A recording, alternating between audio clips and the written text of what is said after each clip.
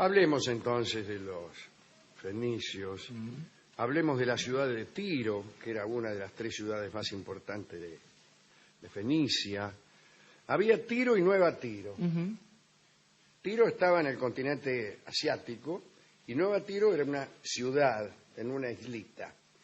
Isla que dejó de ser tal porque construyeron una especie de camino que primero fue un puente, después un dique y después la isla quedó unida a tierra firme, ¿no? Esta ciudad de Tiro, allá por el año 1000, era ya muy parecida a lo que llamamos hoy una ciudad cosmopolita. Eran carísimos los alquileres, era muy difícil conseguir espacio, la gente vivía en lo que podríamos llamar apartamentos muy pequeños. Había casas de alto que tenían la particularidad de ser cada una de sus plantas más chica que la anterior. Es decir, la más baja era la más grande, el primer piso un poco más chico. Bueno, mitad para que no se cayeran los edificios. Sí, también, es más fácil, ¿no? Así, claro. Pero había gigantescos problemas sanitarios. Entonces, por ahí en un edificio de 5 pisos, disponer de los desechos era sumamente dificultoso. Así que lo tiraban redondamente a la calle, no sin alguna dificultad por lo que se acaba de decir respecto a la amplitud mayor de las plantas inferiores.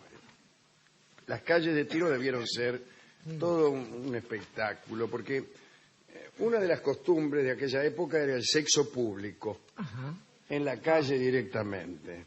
Y era también una ciudad cosmopolita, porque allí concurría gente de toda índole, de todos los países conocidos de aquel entonces. Pero la vida parece que empezó a hacerse insoportable y hubo algunas personas que, cansadas de sus condiciones de vida, salieron en busca de suelos más propicios y así, navegando al oeste, a lo largo del Mediterráneo, llegaron a una península muy fértil ubicada al norte de África.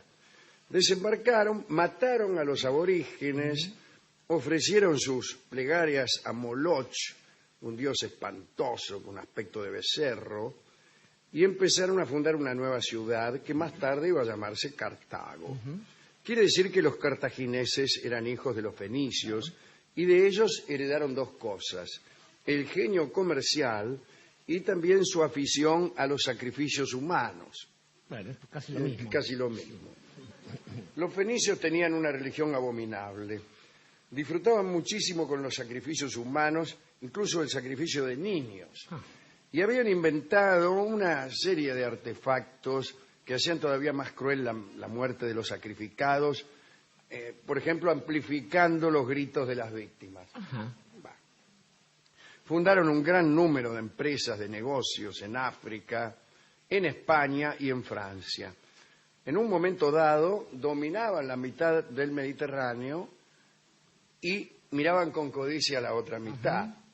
En cuanto a este dios Moloch, estaba siempre seguro de tener su banquete de sacrificio, porque el régimen era el siguiente: si ganaban la batalla, sacrificaban a los prisioneros de guerra más hermosos, pero si la perdían, tiraban a los niños de las más nobles familias a las entrañas ardientes del dios. La otra nación próspera del Mediterráneo era Roma, una Roma que no era todavía imperial, era la época de la República, pero ya era una nación muy pendenciera, que poco a poco iba anexando algunas tierras, aunque lo hacía lentamente. Tardaron 300 años en anexarse las primeras 100 millas aledañas a Roma. Pero en algún momento se descubrió que una de las 2 naciones estaba de más.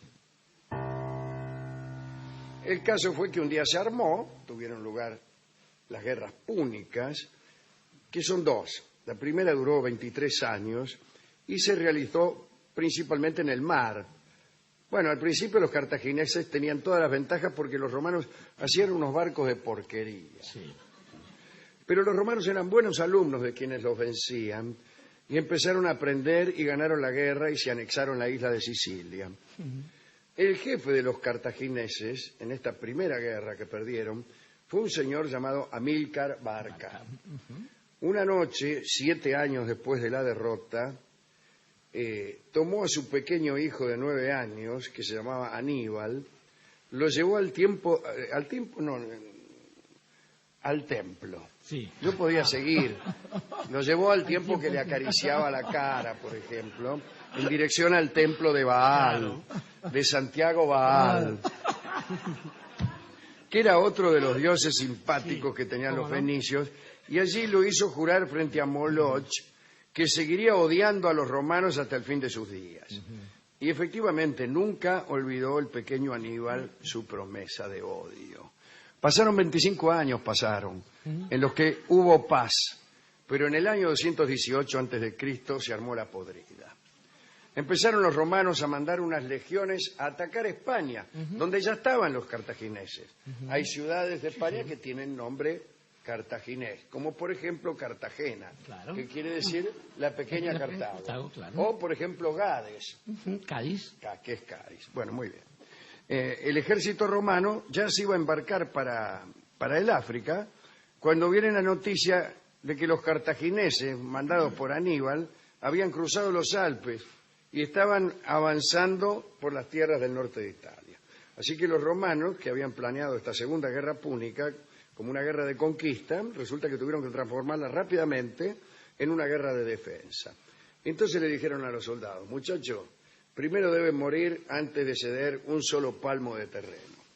¿Cómo? Preguntaron. Sí, que antes deben morir. Bueno, no importa. Entonces empezó la defensa, marcharon los ejércitos romanos al norte, trataron de aplastar a Aníbal, pero Aníbal los esperó en el lago Trasímeno y los derrotó. Los romanos reunieron un nuevo ejército para frenar la invasión. Esta vez Aníbal los encontró en Canas, a pocas minas había pocas minas. Yo cómo es la batalla. No lejos de Roma, y los venció más fácilmente que la primera vez todavía. Y dicen que mató 70.000 romanos, en aquella batalla, que fue la mayor derrota de Roma en toda su historia. Todo el mundo esperaba ver a Aníbal en las puertas de Roma, pero él no venía, y en realidad no fue porque dio la espalda a Roma y se fue al sur de Italia. En realidad no le dio la espalda a Roma. Si le dio la espalda, en todo caso, habrá mirado a alguno de los dos mares pasando de costado. Si no hubiera terminado en Alemania, pobre. Claro. Darle la espalda a Roma era irse a Alemania. Norte. Pasó por un costado, digamos.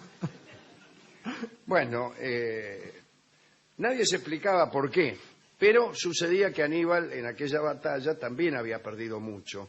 Estaba sin equipo, sin fuerzas de ataque, y entonces para reunir un nuevo contingente y nuevas armas, tropas de refresco, qué sé yo, fue al sur para esperar refuerzos de Cartago que llegarían por mar, naturalmente.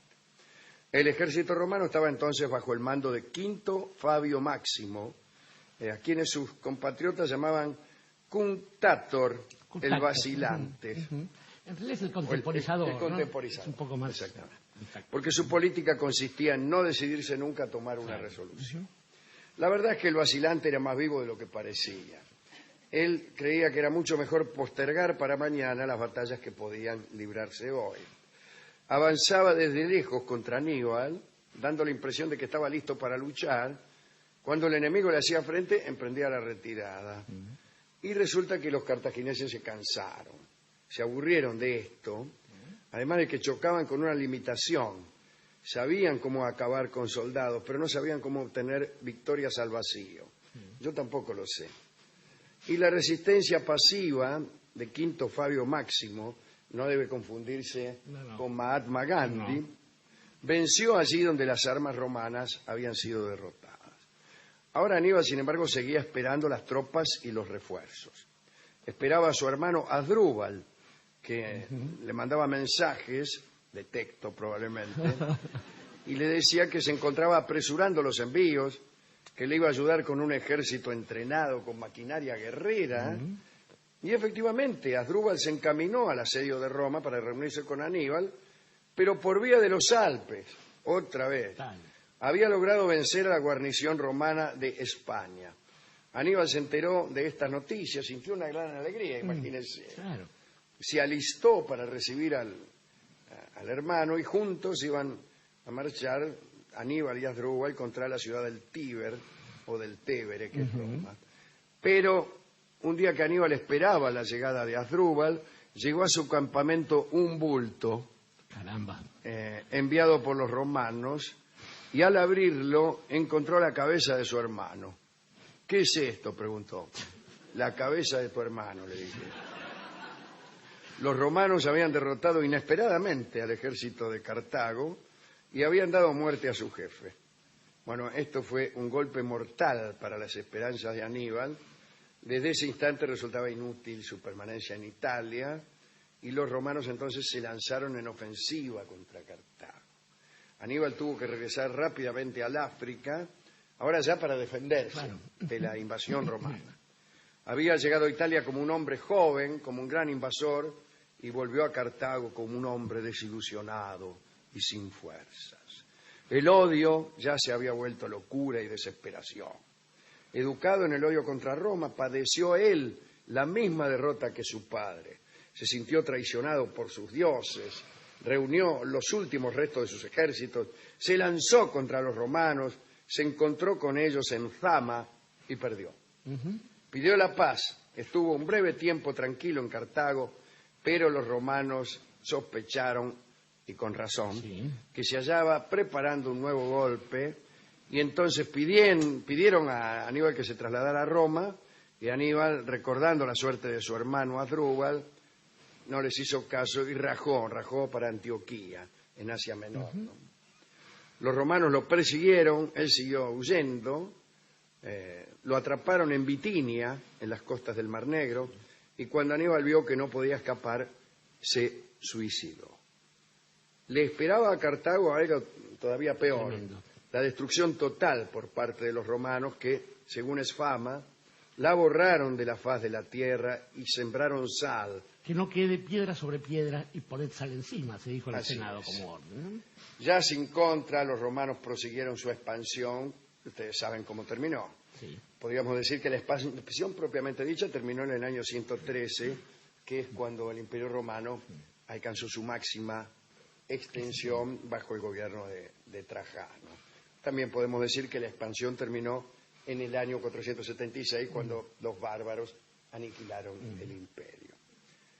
En estas guerras púnicas fue cuando se comió un garrón el célebre Arquímedes de Siracusa.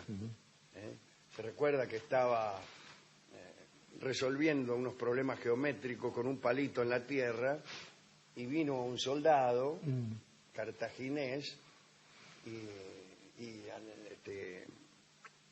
Arquímedes lo trató mal. Y salí de ahí, dice, no me molestes, y lo liquidaron.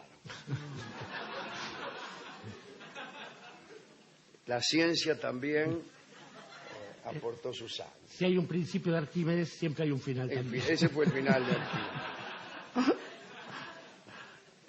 Las guerras también ocasionaron el traslado de la diosa Cibeles.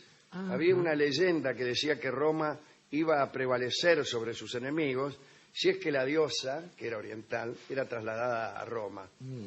Y así, pues, un culto romano que tuvo su apogeo más tarde durante el imperio, donde había, curiosamente, una gran tolerancia religiosa. Astuta y adecuada tolerancia. Sí, además. sí. Únicamente quebrada por una excepción, el cristianismo. No toleraban el cristianismo porque el cristianismo negaba todas las otras religiones. Entonces, a ellos les parecía Lógicamente, que claro, ese era un gesto de intolerancia. tenían razón. Entonces los persiguieron. Bueno, esto es todo lo que queríamos decir sobre los fenicios, las guerras púnicas y nuestro querido Aníbal, que según alguien me contó una vez, tenía un ojo de un color y otro de otro. Pero yo sospecho, porque ahora recuerdo que nuestro amigo, ¿cómo era aquel ministro de Cultura de Gaulle, que escribía libros? André Malraux. André Malraux. Escribe en un pequeño libro sobre Alejandro de Macedonia que Alejandro tenía un ojo de un color y otro de otro. Y yo leí lo mismo de Aníbal Barca. Huéspedes de paso es el libro, si no me Sí, equivoco. así que me parece que alguien está mintiendo. Probablemente soy yo. Hay Me otra- estoy refiriendo las dos veces al mismo libro. Claro. Hay otra cuestión y es que muchas personas que suelen nacer con los dos ojos del mismo color, al recibir un fuerte impacto en uno de ellos, hacen que el iris quede totalmente abierto, no se pueda modificar con la impresión de la luz y esto de la apariencia de que hay un ojo de un color y otro azulado, por Claro. ejemplo. Pero bueno, Otro azulado. claro. Pero Como eso lo suele impresiona. ocurrir. Bueno, hemos ido a la discoteca y allí escuchó, pero en sí mismado, Sí, en el mismado. este hombre, el discotecario, y como vio que se trataba de una historia finalmente militar, Sí. me pidió que usted hiciera una dedicatoria. Bueno, estaba pensando en eso justamente, Alejandro, porque hay tantas referencias aquí. A los cartagineses, a los fenicios más bien, le debemos una especie de tintura oleosa, sobre la que hemos hablado, creo, en este mismo programa, Nada llamada barniz, nada menos, Sí, sí. que venía del nombre de un barco, Berenice, que a su vez en castellano se dice Verónica, es decir, la que lleva la victoria. Lo hemos dicho aquí también. Si nos corremos de allí, vamos a encontrarnos con una tradición. Fíjese que hay una cosa bastante interesante en esto de las tradiciones militares y es la forma en que perviven aquellos que son derrotados. De Aníbal se quiso borrar la memoria, igual que de toda la civilización cartaginesa, y sin embargo fue el referente de muchos de nuestros grandes libertadores. Y el cruce de los Alpes, dicen, fue una de las referencias que tuvo nuestro general San Martín para emprender el cruce de una cordillera mucho más alta que los Alpes y mucho más dificultosa. Estaba pensando también en Quinto Fabio Máximo, este hombre, el Cunctátor, el contemporizador, que quizás de alguna manera es el que nos refiere al final de esta historia, porque aquello de contemporizar se supone justamente que el que quiere la paz ama la guerra, nos decían los latinos. Quizás aquel que ame la guerra no haga sino otra cosa que evitarla para que ese ruido tremendo de los cascos de los caballos primero, de las patas brutales de los elefantes cartagineses y sobre todo de esas sandalias que usaban los soldados romanos se conviertan en un eco festivo, en un eco danzante, apenas en el ruido que produce un taquito militar. Taquito militar es la milonga que nos ha dado el discotecario. Escucharemos en la versión de su autor, don Mariano Mores.